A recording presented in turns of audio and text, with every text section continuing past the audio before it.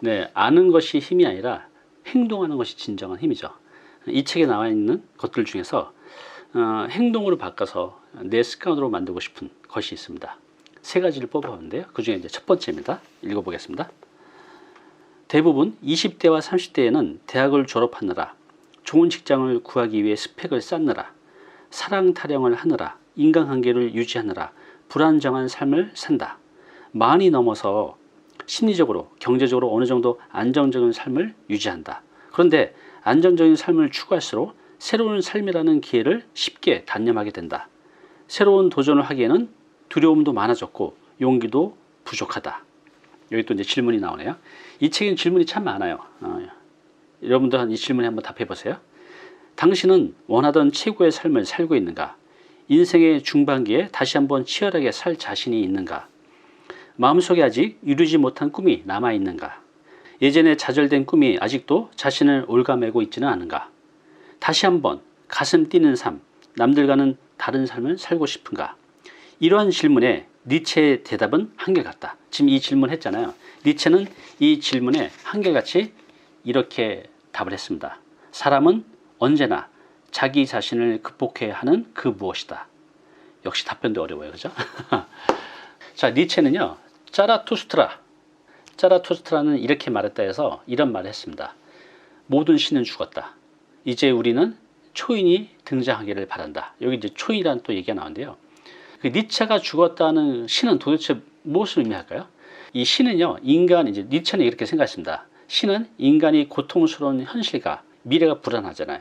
그렇기 때문에 이를 견디기 위해서 신이라는 개념을 만들었다는 겁니다.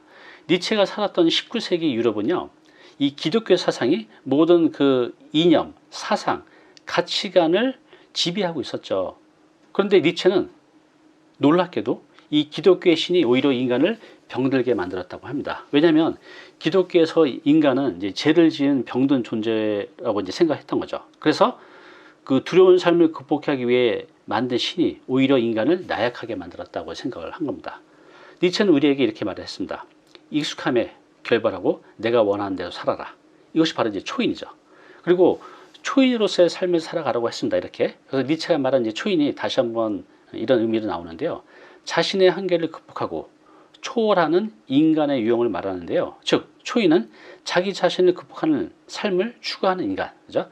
매번 나의 한계를 극복하는, 그렇게 해서 계속 성장하고 발전해가는 인간 유형을 이제 초인이라고 하죠. 초인의 그 남자, 사람 이제 태어나면 이제 사람인데, 사람같이 이것도 못 사는 사람은 이제 짐승이라고 하고, 또 이 사람의 한계를 넘어서 더 발전해가는 사람 이제 초인이라고 하는 거죠. 그래서 우리는 초인으로 살아가야 한다는 겁니다. 이 책에 방금 했잖아요. 사람은 언제나 자기 자신을 극복해야 하는 그 무엇이다 라고 했습니다. 맞습니다.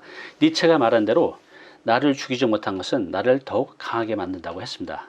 여러분들 지금 힘들다면, 지금 괴롭다면 그것을 극복할 때마다 여러분들은 더 강한 초인이 돼갈 것입니다. 그리고 여러분들이 원하는 삶을 만들어 갈 수 있을 겁니다. 지금 힘들다면 조금만 더 견뎌보세요. 내 습관으로 만들고 싶은 두 번째 문장입니다. 읽어보겠습니다. 우리는 지금까지 세상의 시선과 타인의 기대에 얽매여 살아왔다. 마흔에 바라본 나의 모습은 정말로 내가 원했던 모습이 아니다. 타인의 기대에 부응하기 위해 원하지도 않은 길을 걸어왔다. 자신의 꿈보다는 돈과 명예를 쫓으며 살아왔다. 그렇게 살다 보면 인생의 중반에 이르러서는 안정이 찾아올 줄 알았다. 하지만 40 이후의 삶은 오히려 가족에 대한 책임감, 사회가 주는 압박감으로 인해 어깨가 더 무거워졌다. 지금도 여전히 자신의 길을 잃어버린 채 나다운 삶을 살아가지 못하는 자신을 한심한 눈으로 바라보고만 있다. 차라투스트라는 이렇게 말했다. 이 주제는 인간은 자기 자신을 극복해야 한다는 것이다. 자신을 극복한다는 것은 진정으로 나답게 사는 것이다. 나답게 산다는 것이 바로 니체가 말하고 싶었던 초인의 삶일 것이다. 그렇다면 인생의 전환점에서 어떻게 해야 진정으로 나답게 살 수 있는 것인가? 네, 이제 니체에서는 이 초인이라는 단어가 계속 나오잖아요.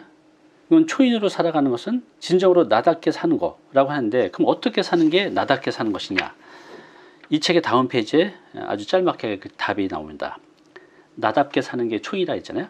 나답게 살려면 마음이 이끄는 일을 해야 한다. 다시 한번 읽어볼게요. 나답게 산다는 것이 이제 초인으로서의 삶인데, 그죠? 니체가 말한 나답게 살려면 내 마음이 이끄는 그런 일을 해야 한다는 거죠. 네, 우리는 이제 그동안 내 마음이 이끄는 일보다는 타인이 만들어 놓은 틀, 또 타인이 원하는 삶을 살아왔죠. 생각을 해보세요. 우리가 태어나서 부모님이 원하는 삶을 살아왔죠. 그죠? 유아기 때는. 또 학교에 들어가면 또 수험생으로의 틀에 맞춰서 열심히 공부하고, 또 대학에 들어가서는 좋은 직장에 들어가기 위해서 또 열심히 공부하고, 또 좋은 직장에 들어가서는 승진하기 위해서 또 열심히 일하고, 어찌 보면 이게 내가 원했던 삶이 아니라 사회가 만들어 놓은 그 틀 안에서 열심히 진짜 다람쥐 쳇바퀴 돌듯이 살아왔던 거죠. 그러니까 내 마음이 이끄는 삶이 아니라 세상이, 내 가정이, 학교가, 군대가, 조직이, 이 사회가 만들어 놓은 그 틀 안에서 나는 이제 살아왔다는 거죠. 되돌아보면 진정 내가 원했던 삶을 잊고 사는 거죠. 우리 어렸을 때는 뭐 꿈이 대통령이야. 저는 이제 과학자가 꿈이었는데 그런 꿈을 이제 잃고 살았다는 거죠.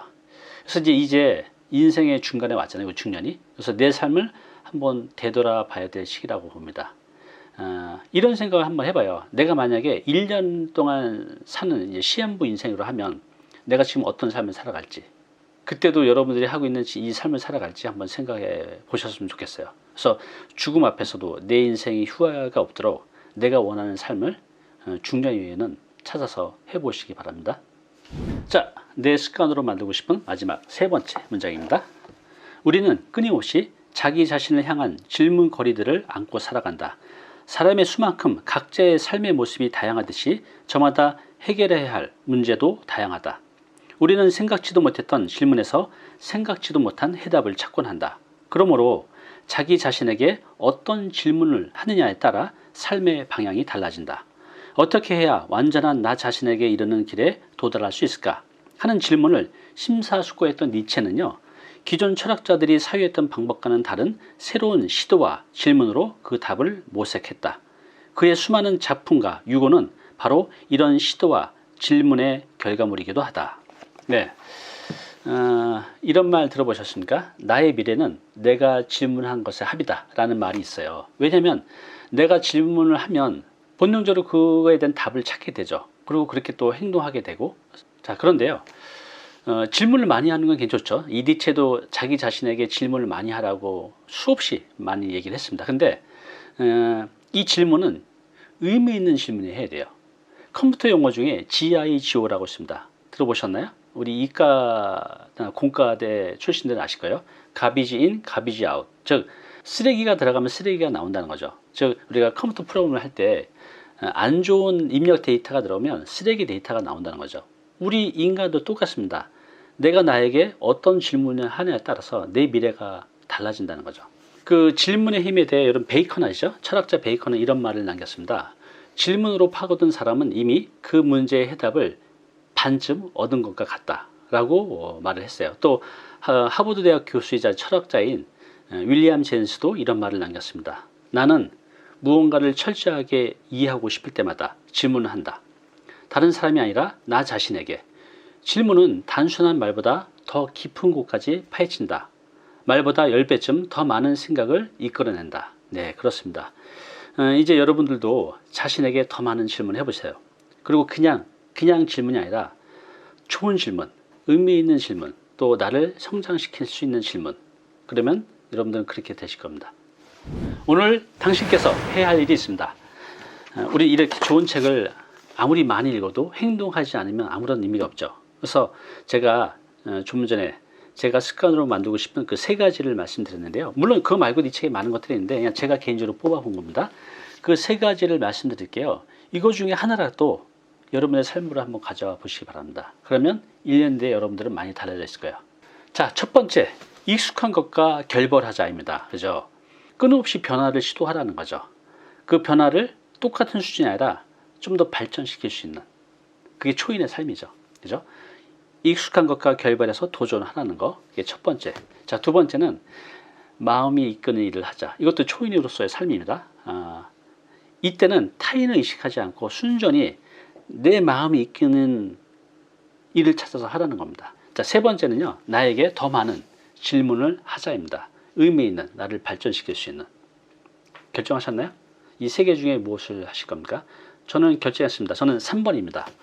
나에게 더 많은, 더 질 높은 질문을 하자. 저도 이렇게 일을 계속 하다 보니, 관성적으로 하다 보니 스스로에게 질문을 한 적이 언제인가 싶어요. 돌이켜보면 그래서 저는 1년 전이나 지금이나 발전한 게 별로 없다는 생각이 들어요. 그래서 저는 앞으로 하루에 한 5분 정도는 이렇게 명상을 하면서 저 스스로에게 또 의미 있는 질문, 또 저를 발전시키는 그 질문을 해보려고 합니다. 여러분들은 어떤 것을 선택하시겠습니까?